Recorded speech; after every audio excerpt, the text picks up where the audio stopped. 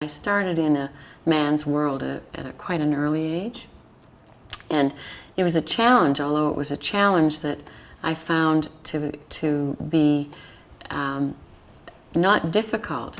I was very fortunate to work with some people, some men, that were very thoughtful about how they worked with women. And my university experience was one of them, to where you really had to pay attention to your language, and that things in the workplace were the respect that you paid to other people, be they male or female. And I was kind of in on the ground floor of a lot of that. And I had very good experiences, but that was a challenge as to whether I could measure up, whether I should really voice my opinions because of them not being taken seriously.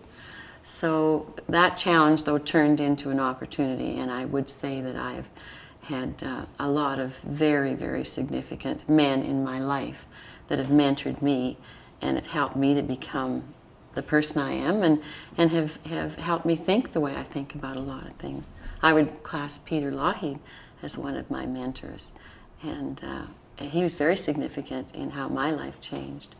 And I even, when he phoned me to ask me to do a job for him as a provincial representative to the Board of Governors at the University of Calgary, I said, "Peter, are you sure you want to talk to me?" He was then Premier. I didn't call him Premier, we were friends. I said, "Peter, are you sure you want to talk to me? Wouldn't you rather talk to my husband?"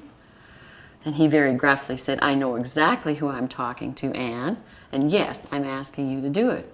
I said, "Well, do you think I can?" I was still in awe. He said, "Of course you can. Just start and you'll see what happens, and I believe in you." I've never forgotten that. That was huge for me. From the then Premier Lougheed. In the male-female workplace, if you would like to call it that, whether it be volunteer or whether it be professional, have changed a great deal over the last 20 years since I had started in basically a man's world. And I have been on boards when I've been the only female. I've been on fishing trips when I've been the only female. So, but none of those were hard for me. That I really had quite an easy time of it. But there was at one time a lot of improper language in the workforce, and there was a lot of taking advantage of. But the women now are so lucky because they have the opportunities they've so many more resources than we had. We didn't grow up with women to help us in the home like they have now. So that really when you were married, really the expectation was, and it was a given, that you were a homemaker and that it was very unusual to work out of the home. But now there are more women in university and they have professions, and they've proven time and time again that they are equal partners in the workplace and can accomplish just as much as their male counterparts. But one of the advantages of being a woman, and I've often thought it's a marvelous advantage, is that we have the children. We get to have the children. And so you must stay home for some particular time of that. And I take that as an advantage, and I've always been very pleased to have that role.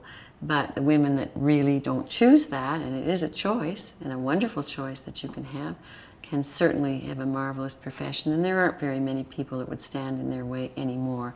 But you're absolutely right. It was that way once. And there were a lot of things in the women's movement that were a little aggressive, that I would say, because I just felt that you could succeed with your work. And I always was hoped, and I think it happened, that I was judged on the work that I was able to do rather than whether I was male or female. And that's the way I approached it all the time. And the university was a very good way for me to start my career in a man's world, because they were very, very much mindful and respectful of male or female roles and professions. And the university is very much on your academic standard, and that's how you perform and what you do and how you do it.